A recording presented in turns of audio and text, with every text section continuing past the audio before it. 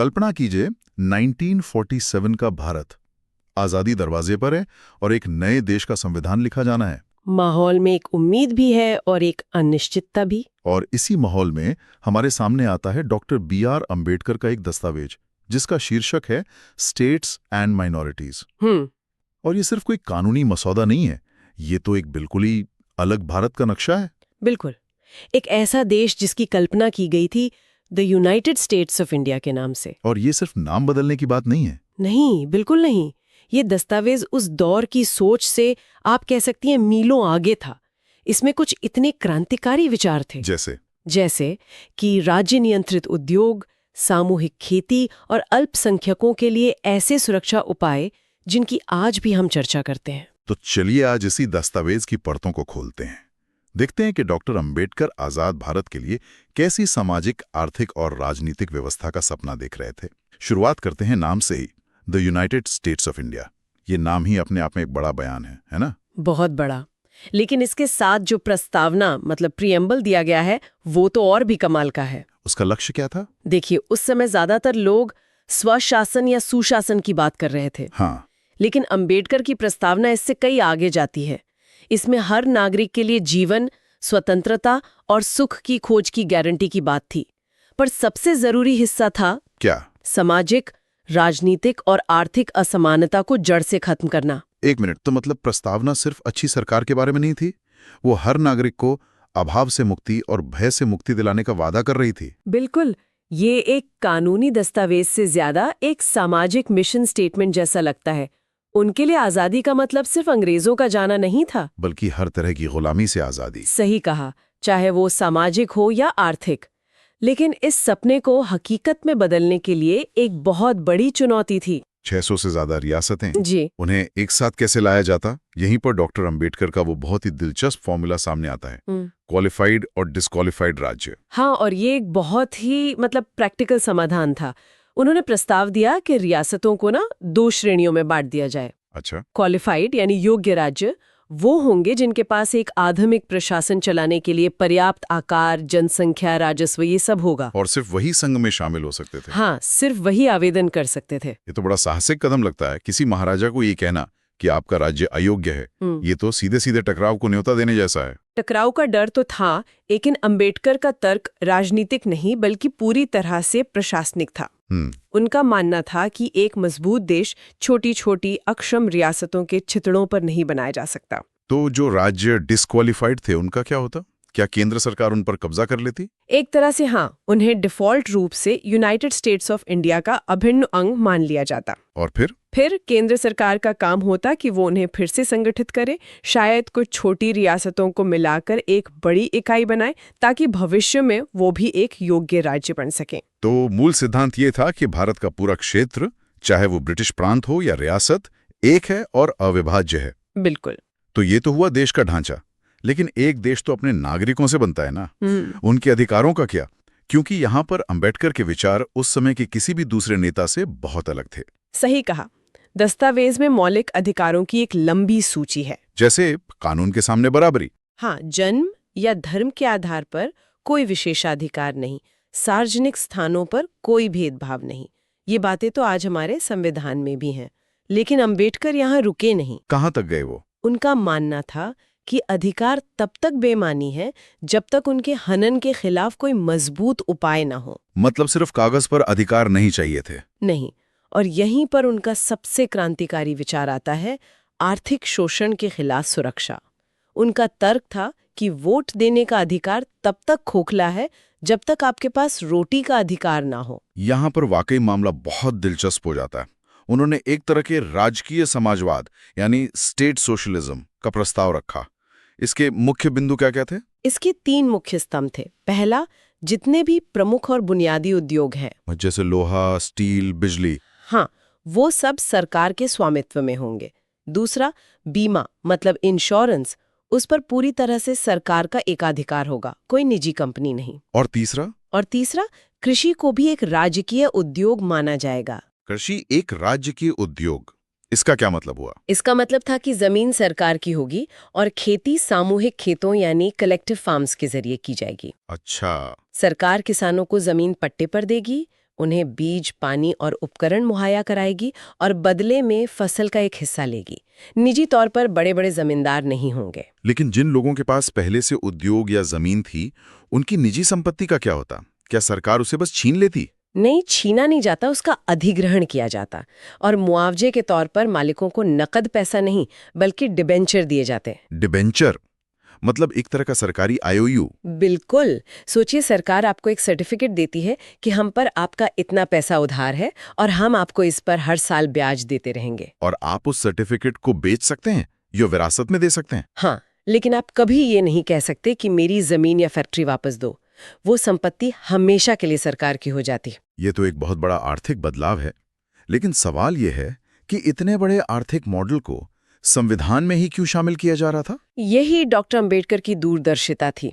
उनके पास इसके लिए 3 मजबूत तर्क थे। पहला तो यही कि राजनीतिक लोकतंत्र तब तक अधूरा है जब तक आर्थिक लोकतंत्र न हो। जी। और दूसरा, ये व्यवस्था आम नागरिक को निजी मालिकों की तानाशाही से बचाएगी। निजी मालिकों की तानाशाही, ये एक बहुत मजबूत शब्द है। हाँ, उनका कहना था कि जब किसी व्यक्ति की रोजी रोटी किसी फैक्ट्री मालिक या जमींदार पर निर्भर करती है तो उसे अपनी नौकरी बचाने के लिए अपने मौलिक अधिकार तक छोड़ने पड़ते हैं। वो अपनी मर्जी से वोट नहीं दे सकता, अपनी आवाज नहीं उठा सकता। बिल्कुल। राजकीय समाजवाद इस आर्थिक मजबूरी को खत्म कर देता। और तीसरा, सबसे अहम तर्क क्या था? सबसे अहम तर्क ये था कि इस व्यवस्था को संविधान का अटूट हिस्सा बनाया जाए। वो नहीं चाहते थे कि ये किसी सरकार के रहमो करम पर हो। मतलब अगर इसे सामान्य कानून पर छोड़ दिया जाता तो हर चुनाव के बाद नई सरकार आती और अपनी मर्जी से इस पूरी आर्थिक नीति को बदल सकती थी। सही पकड़ा आपने। कोई भी योजना कभी सफल नहीं हो पाती। संविधान में इसे शामिल करना एक ऐसी गारंटी थी जिसे कोई भी सरकार महज एक साधारण बहुमत से बदल नहीं सकती थी। मतलब ये समाजवाद लाने का एक ऐसा तरीका था जिसमें तानाशाही से बचते हुए संसदीय लोकतंत्र को भी बनाए रखा जा सकता था। एग्जैक्टली। आर्थिक नीति को राजनीति के रोज रोज के उतार चढ़ाव से सुरक्षित रखना। और ये जो आर्थिक शोषण से सुरक्षा की बात थी, ये सीधे सीधे अल्पसंख्यकों, खासकर अनुसूचित जातियों की सुरक्षा से जुड़ी हुई थी। बिल्कुल, क्योंकि वो जानते थे कि आर्थिक रूप से सबसे कमजोर वही लोग थे। तो आर्थिक सुरक्षा के अलावा उन्होंने अल्पसंख्यकों के लिए और क्या राजनीतिक सुरक्षा उपाय सोचे थे? उनका वो तर्क था कि अनुसूचित जातियां सिर्फ अल्पसंख्यक नहीं बल्कि अल्पसंख्यक से भी बढ़कर हैं। इसी वजह से उन्होंने कुछ ऐसे प्रस्ताव रखे जो आज भी बहुत साहसिक लगते हैं, जैसे कि एक ऐसी कार्यपालिका मतलब कैबिनेट जो संसदीय सिस्टम पर न चले। इसका क्या मतलब हुआ? मतलब बहुमत वाली पार्टी के प्रधानमंत्री अपनी मर्जी से मंत्री नहीं चुन सकते? बिल्कुल यही प्रस्ताव ये था कि कैबिनेट में अल्पसंख्यक समुदायों के प्रतिनिधियों को उस समुदाय के विधायक ही चुनेंगे, न कि बहुमत वाली पार्टी। अच्छा। हाँ, इसका मकसद सांप्रदायिक बहुमत को पूरी प्रशासनिक शक्ति पर एकाधिकार करने से रोकना था। ये सत्ता के बंटवारे का एक बिल्कुल अलग ही मॉडल था। इन राजनीतिक सुरक्षा उपायों के अलावा एक और बहुत मजबूत प्रस्ताव था, सामाजिक बहिष्कार यानी सोशल बॉयकॉट को एक आपराधिक अपराध बनाना। हाँ, और उन्होंने इसे सिर्फ एक सामाजिक बुराई नहीं कहा बल्कि हिंदुओं के हाथ में एक भयानक हथियार बताया। और उन्होंने इसके सबूत भी दिए ना? जी। दस्तावेज में 1928 की बॉम्बे सरकार की एक रिपोर्ट का जिक्र है। वो क्या बताती है? वो बताती है कि कैसे अछूतों का बहिष्कार करने के लिए उन्हें उनकी जमीन से बेदखल कर दिया जाता था, उन्हें काम देना बंद कर दिया जाता था और यहाँ तक कि बनिया भी उन्हें जरूरी सामान बेचना बंद कर देता था। ये सोचना भी मुश्किल है कि ये सब आजादी की दहलीज पर हो रहा था और वो इन कड़वी सच्ची घटनाओं को एक संवैधानिक दस्तावेज में डाल रहे थे। वो सिर्फ सिद्धांत की बात नहीं कर रहे थे, वो गांव की क्रूर सच्चाई को सत्ता के गलियारों तक ला रहे थे। और ये कोई पुरानी बात नहीं थी, उस समय भी हो रहा था। बिल्कुल। दस्तावेज में फरवरी 1947 मतलब इसे लिखे जाने के ठीक पहले खेड़ी जसोड़ गांव के अछूतों की एक याचिका का भी जिक्र है। उसमें क्या था? याचिका में बताया गया कि कैसे उनके मवेशियों को गांव के तालाब से पानी पीने से रोका गया और साफ सफाई करने वालों को उनकी गलियों में आने से मना कर दिया गया। तो ये उदाहरण साफ करते हैं कि सामाजिक बहिष्कार सिर्फ एक सामाजिक मुद्दा नहीं था। नहीं, ये आर्थिक जीवन को पंगु बनाने का एक जरिया था। इसीलिए डॉक्टर अंबेडकर इसे एक गंभीर अपराध बनाना चाहते थे। तो ये सुरक्षा उपाय, एक अलग तरह की कैबिनेट, सामाजिक बहिष्कार के खिलाफ कानून, ये सब अल्पसंख्यकों को बहुमत की ताकत से बचाने के लिए थे। जी। और यही सिद्धांत उनके सबसे विवादित तर्क के पीछे भी था, कि पूरी चुनाव प्रणाली ही टूटी हुई थी, हाँ, और यहाँ वो सीधे सीधे पूना पैक्ट को खत्म करने की बात कर रहे थे, जिसे उन्होंने 1932 में गांधी जी के दबाव में स्वीकार किया था। बिल्कुल। और अपनी बात साबित करने के लिए उन्होंने 1946 के चुनावों के आंकड़ों का सहारा लिया। वो आंकड़े क्या दिखाते थे? पूना पैक्ट की संयुक्त निर्वाचन प्रणाली में आखिर समस्या क्या थी? इसे ऐसे समझिए, पूना पैक्ट में 2 स्टेज वाली चुनाव प्रक्रिया थी। अच्छा। स्टेज 1 प्राइमरी चुनाव, इसमें सिर्फ अनुसूचित जाति के वोटर अपने 4-5 सबसे अच्छे उम्मीदवारों की एक लिस्ट बनाते थे। ठीक है। स्टेज 2 फाइनल चुनाव, अब सभी लोग अनुसूचित जाति के वोटर और जाति हिंदू वोटर उस लिस्ट में से किसी एक को चुनते थे। सुनने में तो ये ठीक लगता है, तो गड़बड़ कहाँ थी? गड़बड़ ये थी कि अंबेडकर के आंकड़े दिखाते थे कि आरक्षित सीटों पर अक्सर वही उम्मीदवार जीतता था जिसे जाति हिंदू मतदाताओं का भारी समर्थन मिलता था, भले ही उसे अनुसूचित जाति के मतदाताओं ने प्राइमरी चुनाव में पसंद न किया हो। हाँ, कई मामलों में जो उम्मीदवार प्राइमरी में चौथे नंबर पर आया वो फाइनल चुनाव में जाति हिंदू वोटों के बल पर जीत गया। अरे, तो असल में प्रतिनिधि कौन चुन रहा था? बहुमत समुदाय अल्पसंख्यक समुदाय की पसंद को प्रभावी ढंग से वीटो कर रहा था। तो डॉक्टर अंबेडकर का तर्क था कि ये अनुसूचित जातियों के मताधिकार का हनन है। जी, वो एक ऐसा प्रतिनिधि चुन रहे थे जो समुदाय के प्रति नहीं बल्कि बहुमत को खुश रखने के लिए जवाबदेह हो। मतलब आरक्षित सीट असल में समुदाय का सच्चा प्रतिनिधित्व कर ही नहीं रही थी। बिल्कुल नहीं। इसीलिए उन्होंने पृथक निर्वाचन प्रणाली यानी सेपरेट इलेक्टोरेट्स की मांग की ताकि समुदाय अपने सच्चे प्रतिनिधि चुन सके। और अंत में अनुसूचित जातियों के लिए एक और बड़ा और शायद सबसे साहसिक प्रस्ताव था, अलग बस्तियां, सेपरेट सेटलमेंट्स। हाँ, इसके पीछे का तर्क क्या था? इसके पीछे का तर्क बहुत गहरा था। 2 मुख्य कारण थे। पहला, सामाजिक। उनका मानना था कि जब तक अछूत गांव में हिंदुओं के बीच एक अलग घेट्टों में रहेंगे, उनकी पहचान हमेशा अछूत के रूप में ही रहेगी। छुआछूत की इस घेराबंदी को तोड़ने के लिए उन्हें उस माहौल से बाहर निकालना जरूरी था। लेकिन क्या इससे और ज्यादा अलगाव नहीं बढ़ता? ये एक वाजिब सवाल है, लेकिन अंबेडकर के लिए दूसरा कारण इससे भी ज्यादा महत्वपूर्ण था और वो था आर्थिक। कैसे? गांव में अनुसूचित जातियों के लोग भूमिहीन मजदूर थे। वो अपनी रोजी रोटी के लिए पूरी तरह से हिंदुओं पर निर्भर थे। उन्हें क्या काम मिलेगा, कितनी मजदूरी मिलेगी, ये सब हिंदुओं की मर्जी पर था। ये एक तरह की आर्थिक गुलामी थी। बिल्कुल।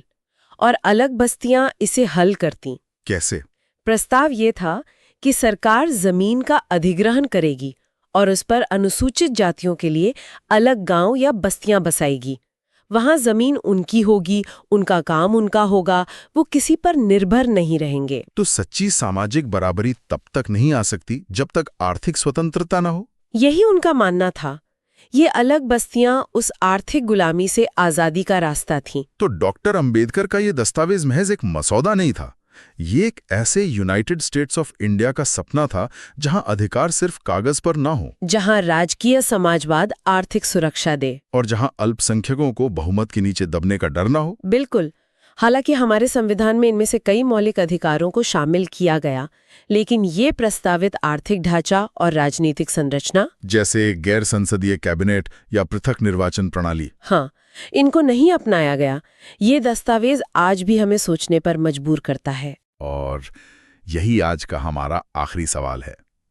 अगर भारत ने राजकीय समाजवाद और गैर संसदीय कार्यपालिका का ये मॉडल अपनाया होता तो आज हमारा देश कैसा होता? क्या संसदीय लोकतंत्र और संविधान में निहित आर्थिक अधिकारों के बीच का ये तनाव जो अंबेडकर ने प्रस्तावित किया था, भारत को एक ज्यादा समान और न्यायपूर्ण समाज बना पाता? पिछले 75 सालों में भारत की सामाजिक और आर्थिक यात्रा कितनी अलग हो सकती थी?